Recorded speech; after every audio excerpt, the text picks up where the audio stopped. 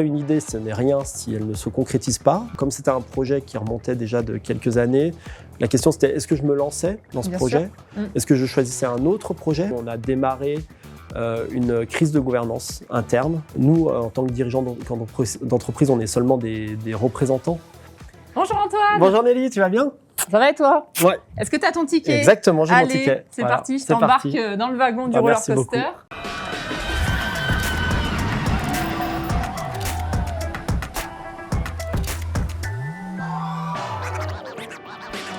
Très beau roller coaster. Bon, est-ce que tu as déjà fait justement du roller coaster ?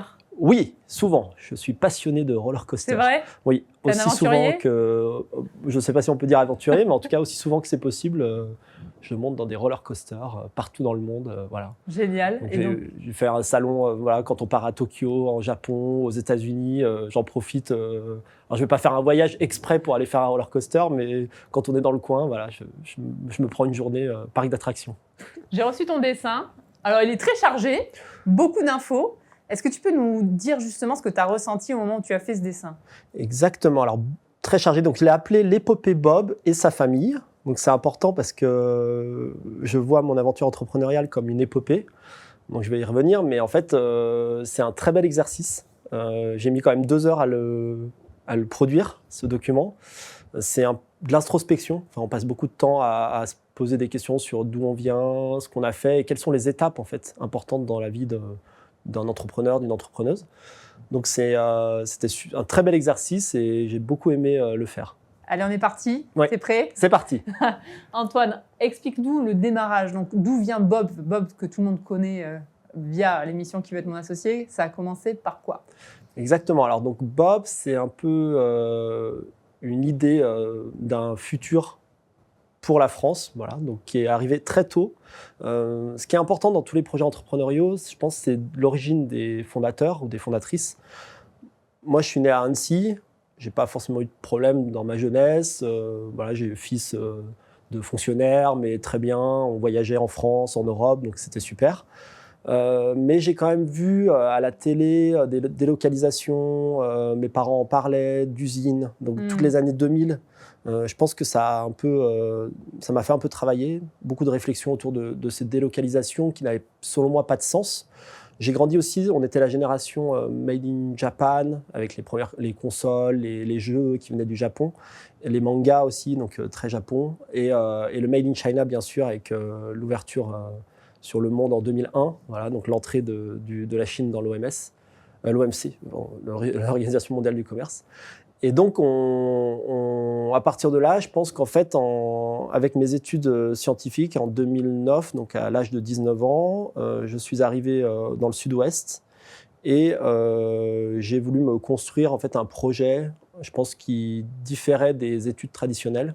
Donc, c'est là, je pense que je me suis créé entrepreneur, je me suis pensé entrepreneur. Je ne sais pas si on peut dire ça, mais en tout cas, en 2009, j'ai eu beaucoup d'idées, voilà, aussi bien dans la mobilité avec des skates innovants, dans le tech avec des ordinateurs différents en surface, voilà, que des produits du quotidien. Donc là, tu te lançais vraiment from scratch, comme on dit, à zéro, sur plusieurs idées. C'est ça. En fait, DUT génie mécanique, génie des matériaux.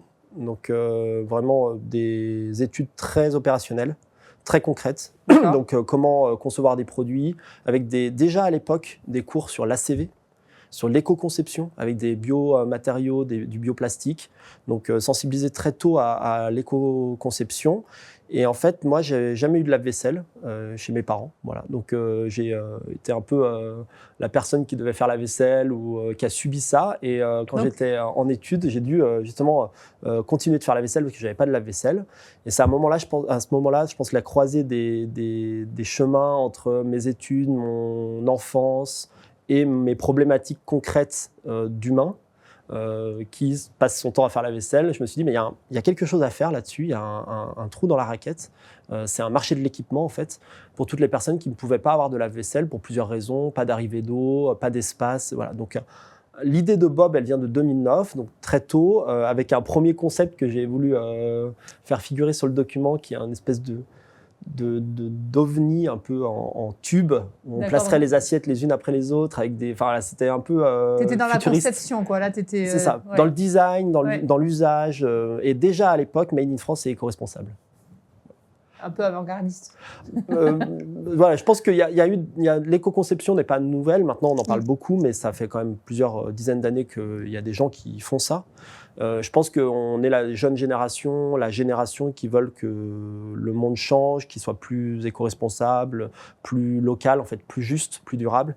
Donc, j'en fais partie, et donc je suis très content d'avoir eu cette idée. Après, une idée, ce n'est rien si elle ne se concrétise pas. Donc, je pense qu'il y a beaucoup de gens qui ont des idées tous les jours, et moi encore aujourd'hui. Maintenant, il faut passer aux actes. Et ça a été vraiment la première étape qui m'a permis de valider cette idée. C'était 2012, toujours en études, cette fois-ci à l'EGC Bayonne. Donc, maintenant, c'est Cage, voilà, donc école de commerce. Et j'ai transformé cette idée d'un lave-vaisselle autonome, made in France éco-responsable, en un vrai projet avec le programme Les Entrepreneuriales. Donc c'est un programme qui est super, qui permet à des étudiants de modéliser une création d'entreprise, enfin de simuler avec un business plan. Et c'est pluridisciplinaire. Donc c'est-à-dire qu'en fait, il fallait que je sois avec des étudiants d'une école d'ingénieur et des étudiants d'une école de design. D'accord. Donc, école de commerce, école d'ingénieur, école de design. Donc, le trio gagnant, en fait. Parce qu'il y a co-construit, quoi. Exactement. Donc, co-construction. Donc, on était une équipe de 6 personnes. Donc, super. Et on se parle toujours maintenant. Mais j'étais le chef de projet à l'époque. Donc là, on est en croissance. On voit que la courbe monte. Exactement. Donc, pour revenir sur le document, j'ai choisi dans l'axe... parce qu'il faut toujours choisir ce qu'on met. Donc, moi, c'est plutôt le côté... bonheur, moral sur le projet, en fait, entre guillemets, sur le projet d'Antech. Donc, effectivement, là, ça commençait un peu à se concrétiser. Donc, j'étais de plus en plus motivé, de plus en plus heureux. Donc, passer de l'idée au premier document concret, donc c'est toujours un événement. Un stage à Tokyo. Donc ça, c'est important aussi parce que j'ai découvert qu'au Japon, en Asie, il existait des lave-vaisselle plus compacts qu'en France, mais qui nécessitaient une arrivée d'eau. Et le design laissait à désirer. Donc, mais ça m'a conforté dans l'idée que je n'étais pas complètement à côté de la plaque. Voilà, d'aller dans un pays qui est souvent en avance, ça te permet de dire dans 10 ans, on aura la même chose en France. C'est ça. En tout cas, je me suis dit qu'il y avait quelque chose à faire et qu'on pouvait faire différemment. Apporter cette touche européenne qui nous définit si bien, en fait, donc aussi bien au niveau du design, de l'éco-responsabilité. Donc ça, c'était 2012. Il y a une phase de questions. Là, on rentre dans un gribouillage. Donc, sortie d'études, j'ai travaillé dans le digital, j'ai travaillé chez BPI France, j'ai travaillé dans une structure d'accompagnement de projets, 50 Partners. J'ai travaillé à droite, à gauche pendant quelques années. Donc, beaucoup de questionnements sur qu'est-ce que je veux faire de ma vie, en fait. C'est à ce moment-là, en fait, comme c'était un projet qui remontait déjà de quelques années, la question, c'était est-ce que je me lançais dans ce projet ? Est-ce que je choisissais un autre projet ? Parce qu'il faut savoir, il faut se remettre toujours dans le contexte. 2012, 2014, c'était quand même la French Tech, les projets plutôt digitaux, plutôt start-up numérique. Oui, le hardware, ça a toujours été un sujet. Le hardware, ça a toujours été un sujet. À l'époque, on n'en parlait pas du tout. Il y avait l'IoT, mais l'IoT, c'était très différent parce qu'en fait, finalement, l'IoT, c'était du soft. Donc, les objets connectés. Voilà, les objets connectés. Les objets connectés, il y avait quand même une grosse couche logicielle. Donc, finalement, en fait, le hardware était secondaire. Alors que nous, le cœur du projet, c'était du hardware. Donc, questionnement, mais finalement, je pense par un choix de conviction, un choix idéologique, j'ai envie de dire, et de volonté à mon échelle, de réindustrialiser la France, parce que c'est toujours à son échelle, petit à petit, en fait, d'apporter ma pierre à l'édifice, de par mon expérience, mon enfance. J'ai choisi ce projet. Et il y a un très bon ami à moi à cette époque qui m'a dit « Mais t'es sûr, parce que si tu mets le doigt dans l'engrenage, c'est parti, c'est maintenant que tu dois choisir ton avenir. » Donc ça, c'était en 2015-2016. Donc vraiment dans ces choix de réflexion. Et donc j'ai co-fondé Dantech en 2016. Donc Dantech, pourquoi Dantech ? Voilà, donc Dantech, c'est une entreprise qui va au-delà de simplement les produits qu'on conçoit et qu'on fabrique, qu'on commercialise. Donc Dantech, c'est une entreprise qui vise à créer une gamme de produits. Donc c'est pour ça qu'on voulait avoir un nom au-dessus du nom de nos produits. D'accord. Voilà, ça a toujours été l'objectif. C'est moi qui ai poussé ça aussi pour qu'on soit un peu dans la logique, si je puis me permettre le comparatif, mais un peu Apple et iPhone, iMac, l'Apple Watch, etc. Donc c'était vraiment de créer des univers. Donc Bob était l'univers du lavage de la vaisselle, donc le premier univers qui nous Donc a fait Bob, connaître. en référence à Bob l'éponge. Voilà, c'est jeter l'éponge, adopter Bob, effectivement. Donc au début, on était sur ce jeu de mots. Et donc Dantec, c'est vraiment l'entreprise qui chapeaute tout ça. On se lance à Paris, donc 2016, Prompto 1, 2, 3, 4, donc vraiment hardware. Donc on va au tech shop, donc c'est des Fab Labs pour travailler sur des machines partagées. On achète des imprimantes 3D, on conçoit, on récupère des lave-vaisselle, on les démonte. Enfin voilà, vraiment le côté un peu. Les mains dans le cambouis. Voilà, les mains dans le cambouis, avec des premières aides de BPI France, Bourse French Tech. Voilà, donc c'est très bien, on est très accompagné en France, le réseau Entreprendre, Wilco, BPI France, voilà, beaucoup de structures, les incubateurs. Donc j'encourage toutes celles et ceux qui nous écoutent à se rapprocher de ces structures parce que c'est vraiment ce qui nous permet de passer d'une idée à un vrai business, à un vrai business plan. Donc ça, c'était parfait. Et après, justement, à partir de là, on a pu dérouler notre plan, notre vision et sortir en fait notre premier prototype fonctionnel en 2017-2018. Voilà. Donc, il t'a fallu à peu près combien de... À peu près 2 ans. 2 ans de R&D. Voilà, de R&D, le temps de trouver les financements, parce qu'en fait, le temps qu'on passe à trouver des financements, on ne le passe pas forcément à travailler sur la tech. Donc voilà, il faut faire la part des choses. Donc si on a de l'argent, parfois on peut aller plus vite. Alors parfois, ce n'est pas forcément bien d'avoir plein d'argent tout de suite, parce qu'on peut faire des erreurs aussi de se dire, bon, ben, je vais embaucher, je vais passer par tel cabinet. Alors parfois, c'est plus intéressant de faire les choses soi-même. Nous, on a beaucoup appris à faire les choses soi-même. C'est-à-dire, dans la conception du produit, on est allé chez les gens. Oui. On a co-construit le produit, on l'a co-conçu. On a fait des études de marché vraiment en grandeur nature, des immersions. Et c'est ce qui nous a permis de créer un produit qui correspond à un vrai besoin. C'est-à-dire, en fait, un produit qui se remplit avec un réservoir autonome. Donc, Bob, c'est un lave-vaisselle. Donc, on lave la vaisselle, mais il fallait le rendre pratique pour les personnes qui n'avaient pas de lave-vaisselle jusqu'à présent. Donc, toute cette phase de conception, elle est essentielle. On peut passer par des cabinets de design, on peut le faire soi, et je pense que quand on le fait soi, on apporte un peu sa touche d'entrepreneur. Et donc là, tu montes le sommet et on voit que c'est un sommet en pointe. C'est ça, donc premier sommet en pointe. Juste avant ça, c'est le passage en Vendée et le lancement de la French Fab, parce qu'en fait, la French Fab, c'est ce qui fédère tous les industriels en France autour de ce label. Après la French Tech, il y a eu la French Fab.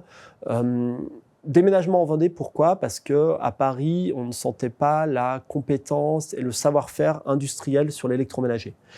On a beaucoup de savoir-faire en Ile-de-France, beaucoup de start-up industrielles, beaucoup de PMI, PME.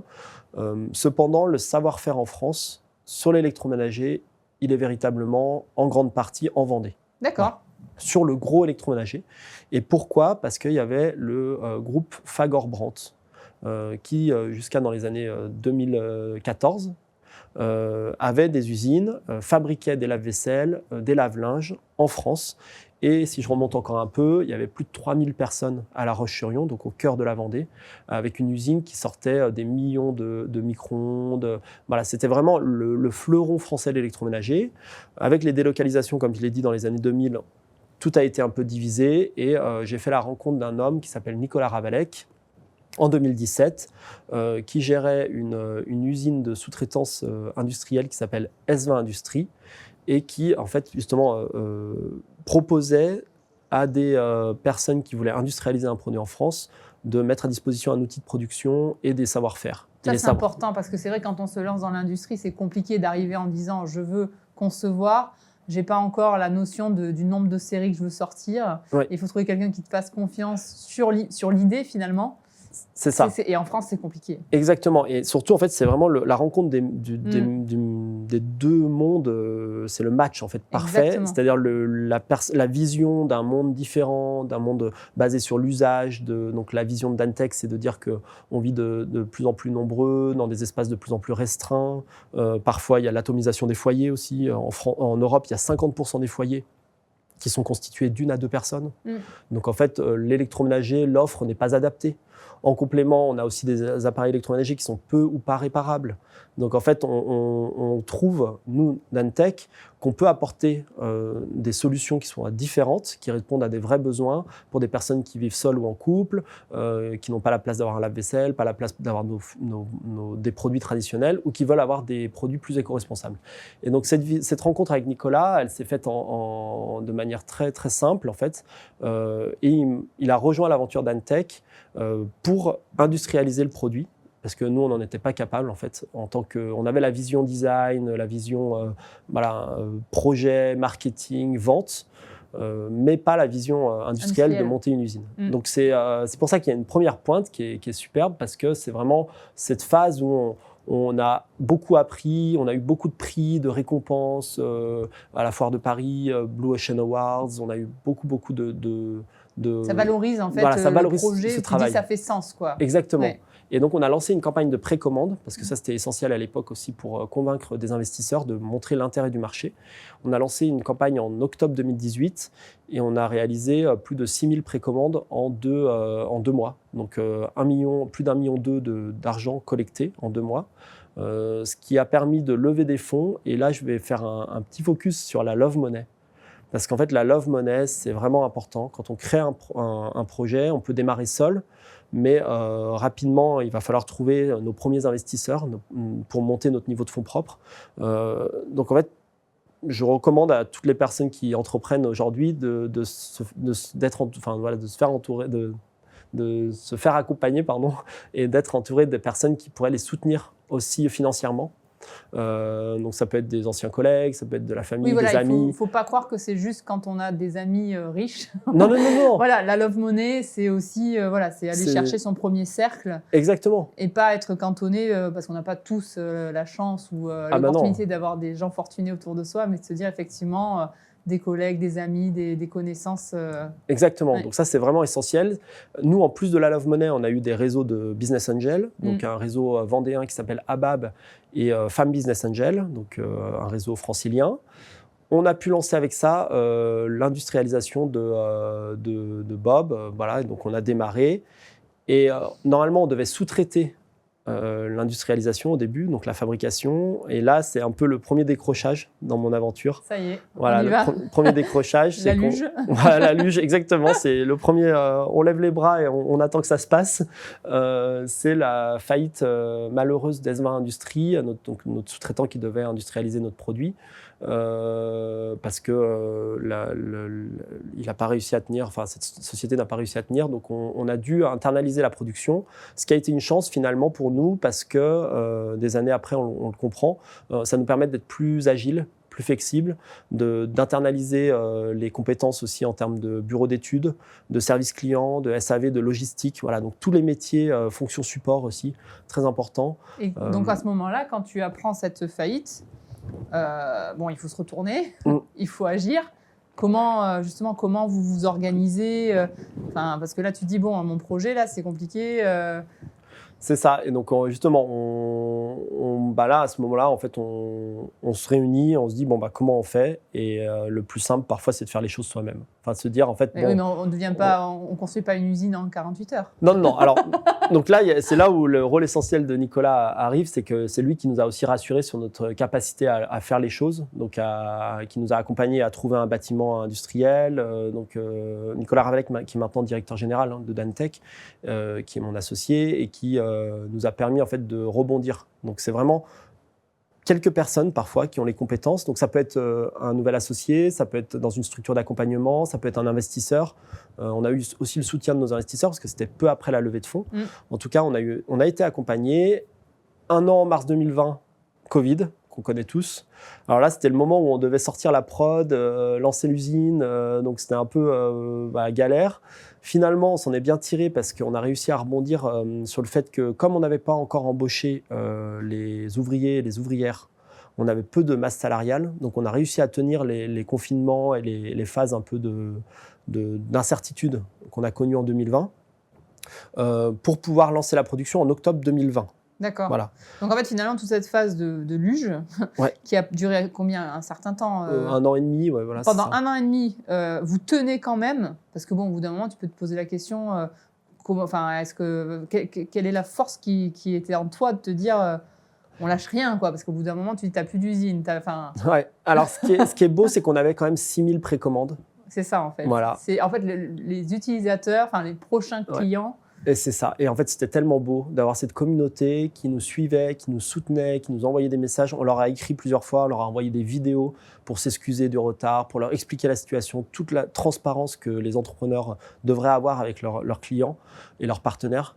En tout cas, on a été très honnête dès le début, très sincère, et donc je pense que c'est ce qui nous a permis de tenir, parce que les gens nous ont soutenus. Ils nous ont pas demandé le remboursement, on a proposé le remboursement, on a eu à peu près 10% de remboursement, mais en fait, on a aussi cette communauté qui nous a dit « Non, mais nous, on croit en vous, on a précommandé Bob parce qu'on en a besoin, mais aussi parce qu'on veut soutenir ce projet de réindustrialisation. » Et donc, en fait, ça nous a motivés encore plus dans le fait qu'on ne peut pas lâcher. Là. On a des gens qui attendent notre produit, qui comptent sur nous. Quoi. Ouais. Et on ne voulait pas être l'exemple de la boîte qui ne livre pas le produit en précommande, comme il existe parfois des exemples. Surtout pas. Quoi. Donc, on s'est mobilisé, on a trouvé des solutions. Donc, on a trouvé un site industriel à Cugan, donc 2500 m² d'usine, et on a lancé la production en octobre 2020. Donc, concrètement, on a une quinzaine de partenaires partout en France. On est Pépite OFG, donc Origine France Garantie, qui est le seul symbole, la seule certification qui permet de certifier un produit véritablement fabriqué en France. Donc on l'a eu dès le lancement de la production en 2020. Et donc, concrètement, c'est nos partenaires industriels qui maîtrisaient la plasturgie, la métallurgie, tous les métiers dont on avait besoin pour concevoir, fabriquer un Bob, qui nous ont soutenus. On a investi dans les moules, dans les outillages industriels, et on a commencé la production. Donc, ce produit Bob que j'espère beaucoup de gens connaissent aujourd'hui. En tout cas, on travaille très fortement pour qu'on soit connu partout en France et dans le monde, avec cette possibilité de laver la vaisselle rapidement, 20 minutes, avec très peu d'eau, réservoir intégré. Donc le pitch était clair. Et on a lancé la production avec une forte croissance. Donc là, on remonte. Oui, là, on est en pic. Donc là, on est en pic parce que c'était un peu le lancement de produit. Donc tout va bien. On a été sélectionné à la grande exposition du fabriqué en France à l'Élysée pour représenter la Vendée. Ce qu'il faut savoir, c'est que c'est très, très sélectif comme appel à projet. C'est à l'Élysée avec M. Emmanuel Macron à l'époque, président de la République. Et donc, on a été sélectionné pour représenter la Vendée. Donc, c'était une vraie fierté d'avoir son produit, son lave-vaisselle, son Bob, imaginé des années avant, devant l'Élysée avec Monsieur le Président. Donc, développement international, très important aussi. Pour nous, c'est important, selon moi, de très rapidement s'internationaliser. Voilà. Donc vous êtes allé... c'est un vrai conseil. En Europe, tout de suite en Europe, parce qu'en fait, la certification le permet. Vendre un lave-vaisselle, c'est pas plus compliqué de le vendre en Allemagne qu'en France. Donc, en fait, on est très fiers que ça soit notre deuxième marché, l'Allemagne. On vend de l'électroménager made in France aux Allemands, donc c'est quand même vachement bien. Et ils aiment ça, donc on rend des gens heureux aussi en Allemagne. Et ça nous permet d'avoir cette croissance continuelle, de cette ouverture. Et donc, je conseille vraiment de s'internationaliser le plus rapidement possible. 2022, début 2022, donc qui veut être mon associé, une vraie opportunité de passer dans cette émission. On avait besoin de capitaux pour développer l'entreprise. On a un projet qui est fortement capitalistique, donc qui a besoin de beaucoup de fonds externes pour augmenter notre niveau de fonds propres, pour pouvoir aller chercher après des effets de levier avec des banques ou des aides publiques. Oui, il y a toute la notion du BFR, le financement et le BFR, du stock, etc. Donc c'est vraiment qu'on avait besoin de cash. Donc passage à l'émission, très remarqué parce que record toujours maintenant 1,5 million levé. Un grand moment. Un grand moment de télévision avec beaucoup d'anecdotes, mais bon, on y reviendra. Mais en tout cas, j'invite les personnes qui nous regardent à aller voir les extraits. En tout cas, ça s'est pas fait, quoi. Voilà. En fait, moi je voulais le faire, beaucoup de gens voulaient le faire, mais c'est là où on a démarré une crise de gouvernance interne. Donc ça n'a pas été un moment facile. C'est-à-dire que la vision collective que j'avais d'un projet industriel, made in France, éco-responsable avec une gamme de produits où on aurait une répartition de la richesse, une gouvernance simplifiée et un management collectif. Donc, c'est-à-dire vraiment qu'on ne soit pas sur un système pyramidal, mais qu'on soit plutôt sur des nouvelles entreprises un peu à mission aussi, qu'on aimerait devenir dans quelques mois. Mais en tout cas, cette crise de gouvernance, elle a creusé l'écart de vision entre mon ex-associé et moi. Donc, c'est pas nouveau. On n'est pas les premiers, on n'est pas les derniers. Simplement, si je pouvais donner un conseil, c'est plus de anticiper tout ça. Donc, bien se parler quand on s'associe, bien communiquer, comprendre les valeurs, la vision que les uns et les autres ont. C'est-à-dire que c'est à partir de l'émission Qui veut être mon associé, vous passez à la télé, et après cette émission, il y a une divergence entre vous, globalement. C'était déjà très tendu un peu avant, mais c'est vrai que ça a cristallisé la situation et on n'a pas réussi à trouver on a pris des coachs, on a travaillé avec nos investisseurs historiques, mais vraiment c'était compliqué, la communication était compliquée. Et donc c'est là où on se rend compte sur ton schéma là, que finalement c'est l'homme qui fait la société. Donc c'est-à-dire que quand il y a un conflit, un clivage entre les fondateurs, la société en pâtit et finalement... Alors, pas forcément, je dirais pas ça. Là, c'est très personnel, encore une fois, ce roller coaster. C'est plus personnel de dire en fait, que c'est un échec en fait, de ne pas avoir su personnellement trouver un point d'entente ou d'avoir réussi collectivement. En fait, la société continuait. La société a continué. C'est-à-dire qu'en fait, le projet était là, les personnes étaient là. On n'a pas eu de personnes qui sont parties. Nos collaboratrices, collaborateurs sont exceptionnels. Elles sont là pour le projet qu'on porte. Nous, en tant que dirigeants d'entreprise, on est seulement des représentants. Donc en fait, ça n'a pas forcément impacté sur la continuité d'activité. Exactement, c'est ça. D'accord. Donc c'est pour ça que c'est très personnel. Et après, donc été 2022, là où il y a eu la révocation de mon ex-associé, nouveau projet. Donc ça a été reconstruction. Voilà. Donc structuration de l'entreprise aussi. Là où il y a eu des blocages sur des recrutements, nous, ça nous a permis de se débloquer, d'être vraiment libérés en termes de prise de décision avec mon nouvel associé Nicolas Ravalec. Donc finalement, voilà, c'est ça, tu as fait un changement d'associé. Exactement. Ça a débloqué la situation. Exactement. Et c'est ça qui t'a permis de te libérer, de repartir et de remonter là en plein C'est ça, exactement. Pic. Et c'est pour ça que c'est important, je pense, de bien comprendre avec qui on s'associe. Alors on ne le sait jamais vraiment parce que les personnes peuvent évoluer, hein. C'est comme un couple. D'ailleurs, c'est un couple. C'est vraiment un mariage, effectivement.